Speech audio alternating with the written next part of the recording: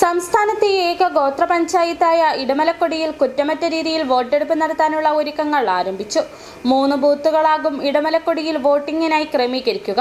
Home പോളിംഗിനായുള്ള പ്രവർത്തനങ്ങൾ ഉടൻ ആരംഭിക്കുമെന്നും വന്യമൃഗശല്യം, നെറ്റ്വർക്ക് പ്രശ്നം ഇവയൊക്കെയുണ്ടായാൽ പ്രശ്നം മറികടക്കുന്നതിന് വേണ്ട എല്ലാ സജ്ജീകരണങ്ങളും ഒരുക്കുമെന്നും Devikulam sub collector VM Arya പറഞ്ഞു.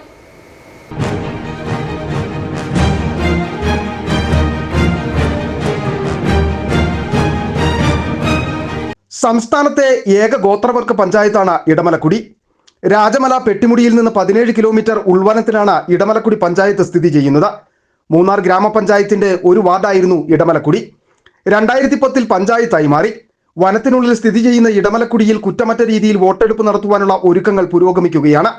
3 ബൂത്തുകളാകും ഇടമലക്കുടിയിൽ വോട്ടിങ്ങിനായി ക്രമീകരിക്കുക. ഹോം പോളിംഗിനായുള്ള പ്രവർത്തനങ്ങൾ ഉടൻ ആരംഭിക്കുമെന്നും വന്യമൃഗശല്യം, നെറ്റ്വർക്ക് പ്രശ്നം ഇവയൊക്കെ ഉണ്ടായാൽ മറികടക്കുന്നതിന് വേണ്ട എല്ലാ സജ്ജീകരണങ്ങളും ഒരുക്കുമെന്നും Devikulam sub collector VM Arya പറഞ്ഞു.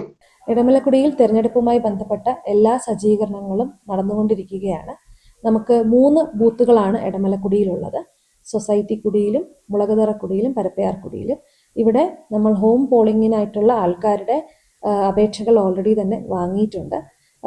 അവിടേക്ക് പോകാനായിട്ട് ഹോം വോട്ടിങ്ങിനുള്ള ടീമുകൾ ഉടനെ തന്നെ സുസജ്ജമാകുന്നതാണ്.